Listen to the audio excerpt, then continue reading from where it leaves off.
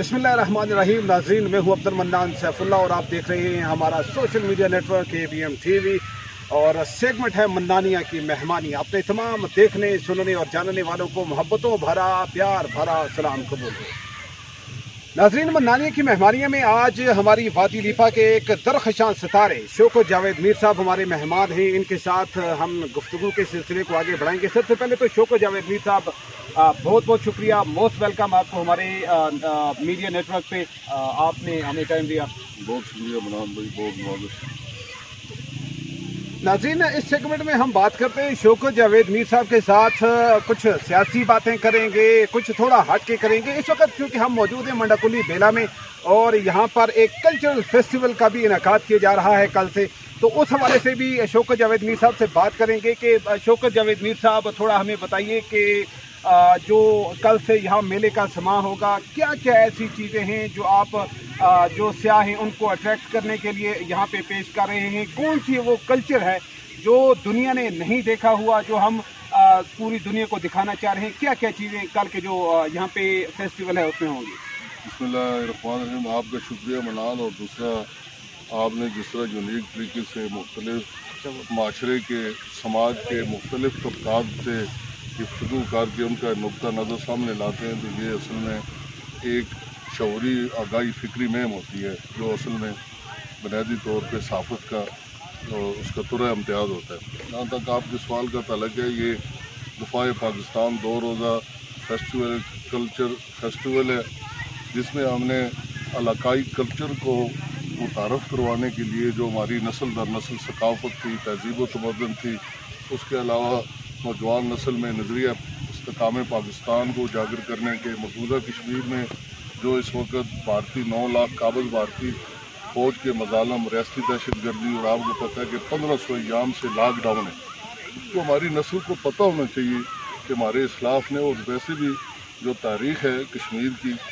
उसके जब तक नौजवान नस्ल को आगाही नहीं होती, और मैं आज आपके प्लेटफार्म से भी अक्सर मैं मुख्तलिफ फोरम से मैं कहा करता हूँ, आज चूँकि इस मुनासिब फोरम पे मैं दोबारा ये कहता हूँ कि आज़ाद कश्मीर के तालीमी निसाब में मताला कश्मीर को लाजमी मजमून करार दिया जाए। बिल्कुल, ताकि हम मताला पाकिस्तान तो पढ़ते हैं, वो भी ज़रूरी है, लेकिन जो हमारा अपना तारीख की पस मंज़र है उससे हम ना बंद। अगर आप पूछे कि हमारे कश्मीर का कुल रकबा कितना है, तो शायद मुश्किल हो जाएगा। जो मुश्किल लोग हमें मिलेंगे जिन्हें मालूम होगा, जब अपनी तारीख नहीं पता, अपनी सकाफत का इल्म नहीं है, तो हम दूसरे के कैसे सफ़ीर बांध कर उनके तर्जुमान बनते रहेंगे। तो एक तो बुनियादी तौर पर ये था। दूसरा, जो शुदाए ख्वाजे पाकिस्तान के, वो हमारे भी हीरोज़ हैं, क्योंकि पाकिस्तान से हमारे एक तो नज़रियाती रिश्ते, दूसरा इंसानी रिश्ते, तीसरा हमारा कल्चर, रहन सहन सारा पाकिस्तान के साथ जुड़ा हुआ है।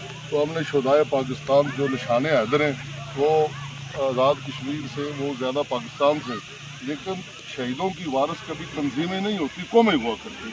हमने दूसरा सेगमेंट ये किया। बाकी गतका है, बैतबाजी है, ख़वातीन का शाल मेला है, बुटीक मेला है, जो मुंतखब नुमाइंदगान हैं उनका सवाल जवाब का सेशन है, तकरीरी मुकाबले हैं, फिर नौजवानों की ज़हनी सलाहियतों को उजागर करने के लिए प्रोग्राम है। फिर अगर ख़ुद किसी भी नौजवान में, किसी भी बेटी में, बेटे में, किसी भी कहीं भी रहने वाले में कोई मुनफरद सलाहियत है जो सामने नहीं आ सकी, तो ये फोरम उसके लिए हाज़िर है, ताकि जिस तरह आप अपने प्लेटफॉर्म पे लोगों को मौका देते हैं, तो यही होता है कि जब सलाहियतें छुपी हों तो उनको कोई नहीं पूछता, जब सामने आए तो उनमें निखार पैदा हो। ये अगर हम देखें तो कुछ साल पहले भी ये कसावा के ज़ेर एहतमाम यहाँ पे ये फेस्टिवल होता था, फिर इसमें तातुल आ गया। इसकी क्या वजह थी? जो पहले जो प्रोग्राम हुए थे वो भी तो बहुत कामयाब हुए थे, सयाहों की बड़ी तादाद यहाँ पे आई थी, अवाम इलाका का जमे गफीर यहाँ पे आया था, फिर उसको रोकने की क्या वजह बनी? बावजूद बेशुमार सारी उसमें, लेकिन एक चीज़ है कि वक्त की ज़रूरत के मुताबिक आपको फैसले लेने पड़ते हैं, पॉलिसी बनानी पड़ती है। इस वक्त दुनिया में 100 ऐसे ममालिक हैं जिनकी इनकम जो है वो सियाहत से मुनहसर है, और लीपा वैली में ये जो आपने जहाँ खड़े, इसके ऊपर 12,000 है, 12,000 फुट की बुलंदी है, उसके दामन, उसकी आगोश में ये मंडाकुली बेला है, और इसके वसाइल को हम यूटिलाइज़ नहीं कर सके, ना स्याहों के लिए कर सके, ना मकामी आबादी के लिए कर सके, نہ نوجوانوں کے مستقبل کے لیے کر سکے. فرض کر لیں میرے مثال کے طور پر آپ کو یہ بتاتا ہوں منان کہ اگر ادھر کسی آپ پرائیویٹ آدمی کو اس کا نہ ٹھیکہ دیں, ٹینٹ ولیج ہی قائم کر لیں. محکمہ جنگلات جس کے پاس اتنا بھاری بھرکم سٹاف موجود ہے, وہی ارزاں نرخوں میں سیاحوں کو یہاں ان کی سہولتیں فراہم کرے. مجھے بتائیں کہ ان کا خود گورنمنٹ کو کتنی انکم جنریٹ ہوگی اور ان کی اپنی کتنی واہ واہ ہوگی. بالکل ہے. لیکن سوال ہی پیدا نہیں ہوتا کہ ہم کسی کو فائدہ دے جائیں. وہ چمولہ گلی میں جائیں, 12 سال سے وہاں زمین ہے 6 کنال 12 مرلے, 6 کنال 6 مرلے, تو وہاں انہوں نے اتنی زحمت تو کی نہیں اس پہ ریسٹ ہاؤس بنائے, لیکن اتنی زحمت بھی نہیں کی کہ وہ فصلانہ پہ کسی زمیندار کو دے دیں, ان کو بھی فائدہ اس کو بھی فائدہ. یا پرائیویٹ سیکٹر میں آپ آج دنیا میں پرائیویٹ سیکٹر ہے, بالکل پرائیویٹ سیکٹر ہے. اسی طرح چرنیا کا بہت پرانا ایک ریسٹ ہاؤس ہوتا ہے, آپ کو یاد ہوگا, اتنی خوبصورت جگہ ہے, آج تک اس پہ ریکنسٹرکشن آپ نہیں کر سکے. تو جب یہاں آتے ہیں تو آپ لیپا ویلی کے دم بھرتے ہیں, یا آپ گیت گانا شروع کرتے ہیں. جب آپ شیڑ گلی اور پنجال گلی سے ادھر جاتے ہیں تو اس سارا جو کاغذ اگر کسی نے لکھنے کی زحمت کی ہو, ویسے تو وہ سینہ بسینہ علم ہے نا جو منتقل ہوتا ہے, لیکن اگر کسی نے لکھنے کی ضرورت تو وہ کاغذ پینسل کاغذ جیسے جج پھانسی دے کے قلم توڑ دیتا ہے, اس طرح وہ قلم توڑ کے وہ جلا کے ادھر سکھاتے ہیں ایسے. تو میں یہ کہتا ہوں کہ اللہ کے سامنے آپ نے جواب دے. میں تنقید کا قائل نہیں, لیکن میری ذمہ داری میں یہ ہے کہ میں لوگوں کی اگر نمائندگی کر رہا ہوں, میں اسمبلی سے باہر بھی ہوں, تو مجھے اللہ کی مخلوق کا امانت دار جو ٹھہرایا گیا, میں نے 6000 سے زائد ووٹ لیے, تو مجھے ان کی بات ہر فورم پہ کرنی ہے, ورنہ میں بھی انہیں مجرموں کی صاف میں جو قومی جو قوم کے نام پہ اچھا دوسرا منان, ابھی مجھے یہ دیکھیں مڈوکلی کی جو سڑک آتی ہے, سڑکیں بنائی ہوگی, بنائی بھی ہے, بالکل مجھے بھی پتہ ہے. میں آپ سے منان گزارش یہ کرنا چاہتا ہوں, یہ صحت مقام ہے, 3 ہمارے پاس صحتی مقام ہے. ایک کامن ہے داؤ خان, دوسرا آ گیا ہمارا بکوٹ چمولہ, تیسرا منڈا کولی. فیملی ایکٹیویٹیز وہاں دونوں جگہ نہیں ہو سکتی. فیملی ایکٹیویٹیز صرف منڈا کولی بیلے میں, وہ سیاحوں کی ہو یا مقامی آبادی کی, اسے آپ اتفاق کرتے ہیں. سڑک کی حالت دیکھیں, جو کار ادھر سے چڑھتی ہے اس کو جتنی سیاحت پہ آنے والے کو اخراجات کرنا پڑتا ہے, اتنے اپنی گاڑی ٹھیک کرانے میں پیسے دینے پڑتے ہیں. تو مجھے یہ بتائیں کہ میں اور جا کے ان کے پاس وفد پیش کر کے جاؤں, ادھر سے ووٹ نہیں لیے انہوں نے, ہے بھی سب سے زیادہ ووٹ لینے والے وزیر. میں تنقید کی بات نہیں کر رہا, میں نشاندہی کر رہا ہوں ان مسائل کی جو میرے فرائض میں ہے, جو میرے فرائض منصب میں ہے, آپ کے بھی ہے.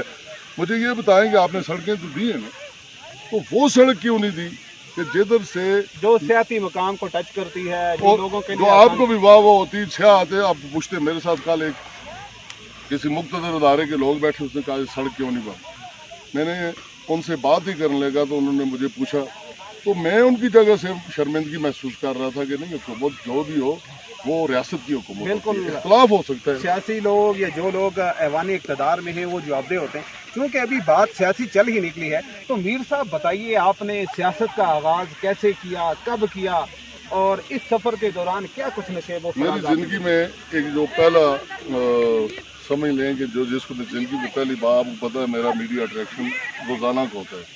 میں بڑے ٹی وی چینلز پہ بھی مجھے اللہ کی مہربانی سے موقع ملتا ہے, انٹرنیشنل میڈیا پہ بھی, مقامی پہ بھی, اور مین اسٹریم میڈیا پہ بھی. لیکن یہ بات میں آپ سے, میں ذہنی طور پہ میرے پتہ میں بڑا خطا کار انسان ہوں, لیکن میرا سارا مذہبی گھرانہ ہے. ہمیں ملانے کہتے ہیں, مسیحی مولوی جی اس کو دوسرے لفظوں میں کہتے ہیں. میرے بھٹو صاحب کو پھانسی ہوئی, میں اس کو ولی اللہ کیوں مانتا ہوں. سیاست میں ہر آدمی جو ہے وہ بھٹو صاحب کی سیاست سے اختلاف بھی کر سکتا ہے, ہماری یہ حق ہے کسی کا بھی, پورا عرض میں. لیکن جو میری انسپائر ہے نا, وہ یہ انسپائریشن میری یہ کہ میرے والد صاحب ظفر آباد ساری زندگی میں 2 بار گئے. وہ بھی اوائل عمر میں نہیں گئے, جب بعد میں گئے, میرے چچا تھے, باقی میرا خاندان کے لوگ تھے, تو وہ ان کو ویسے ہی لے کے گئے کہ آپ کبھی گئے. ان کا کام تھا گھر سے مسجد, مسجد سے گھر. تو جب بھٹو صاحب کو پھانسی ہوئی, اس وقت میں 8ویں کلاس کا میں پڑھتا تھا, تو وہ انہوں نے اٹھ کے صبح قرآن شریف 2 سپارے پڑھے اور ذوالفقار علی بھٹو کو روح کو بخشیے. وہ جب میں پڑھے تھے تو میں زیادہ ان کے ساتھ, میری والد صاحب سے بہت اٹیچمنٹ تھی. میں آج جو بھی تو اگر کوئی عرف کوئی آتا ہے یا کوئی کسی جگہ میں, تو مجھ پہ اللہ کی مہربانی ہے, وہ میں نے اپنے والد سے میری تربیت ہے.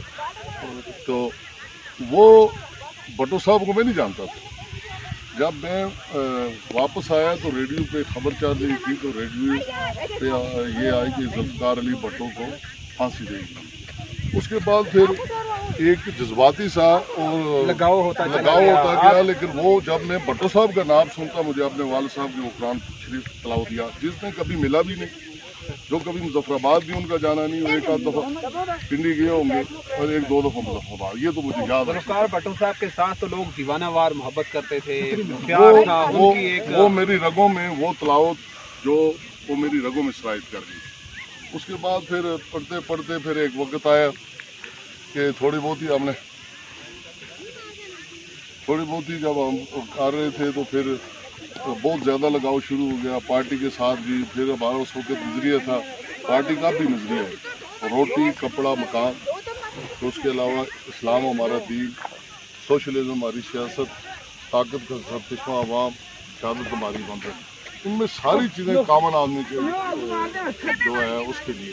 تو ذوالفقار علی بھٹو کو اللہ کی ذات نے یہ ان کو بخت میں درج کیا کہ جب وہ وزیر اعظم تھے ان کے ہاتھوں سے، ان کے دستخطوں سے اسی اسمبلی نے تحفظ ختم نبوت کا بل پاس کیا اور فتنہ قادیانیت کو ختم کیا۔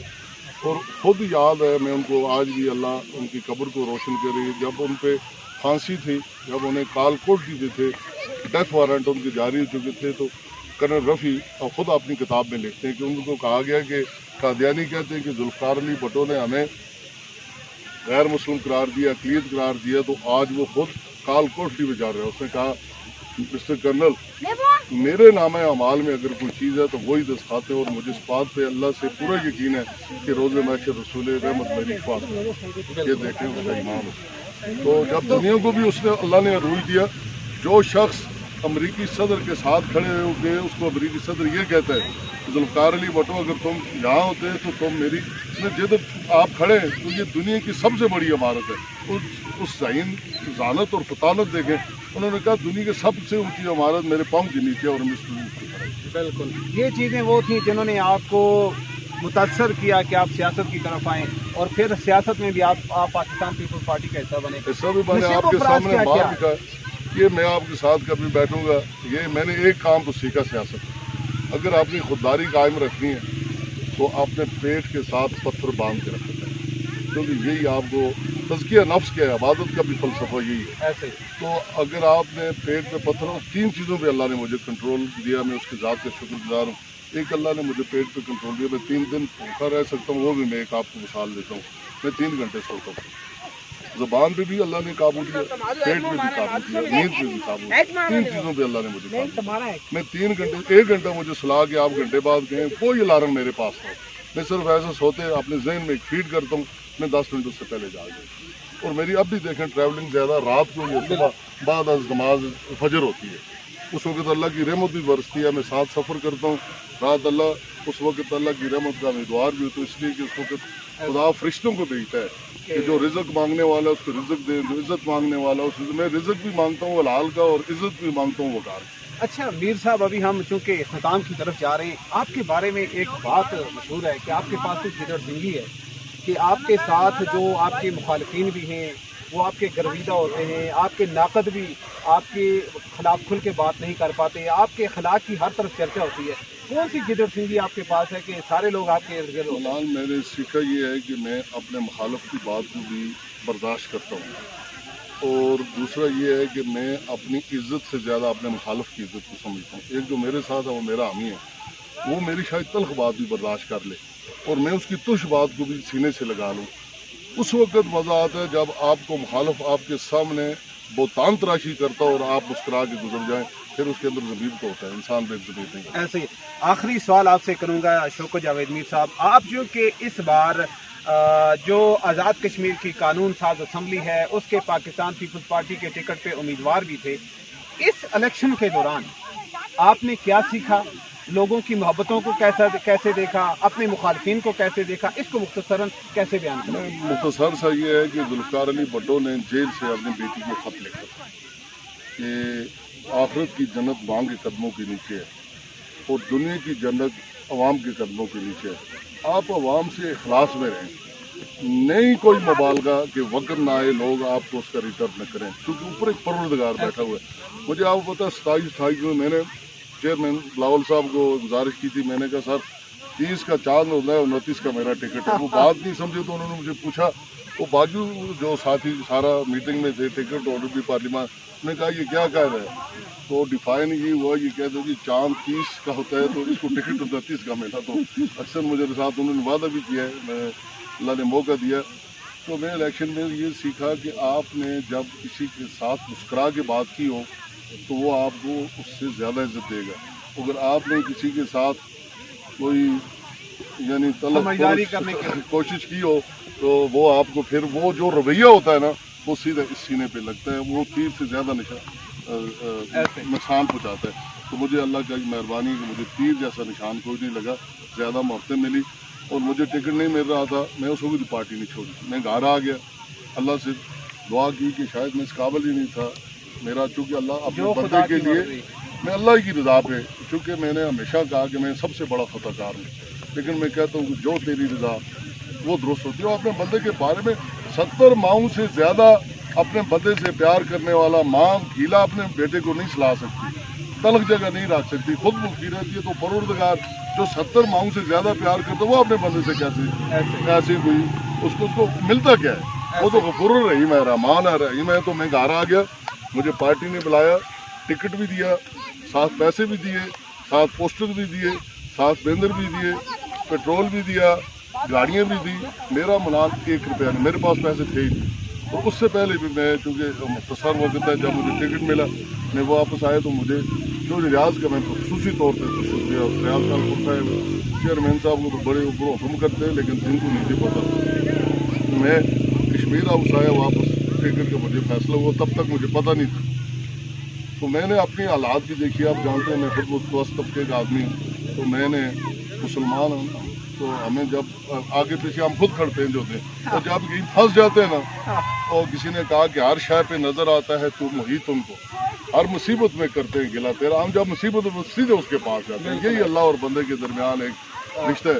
तो मैंने नमाज उठाई, वुज़ू किया, 2 रकात पढ़े, और मेरी ये कमीज़ का दामन मेरे टखनों से वापस नहीं टकराया था। मेरी अल्लाह ने दुआ कबूल की। मैंने जब पीछे होकर बैठा तो मोबाइल की लाइट साइलेंट पे लगा था। उन्होंने कहा आप किधर हैं? तो मैंने कहा जी मैं अभी मुजफ्फर, ने कहा दूसरे फ़ोन पे इंतज़ार करें और अवेलेबल है।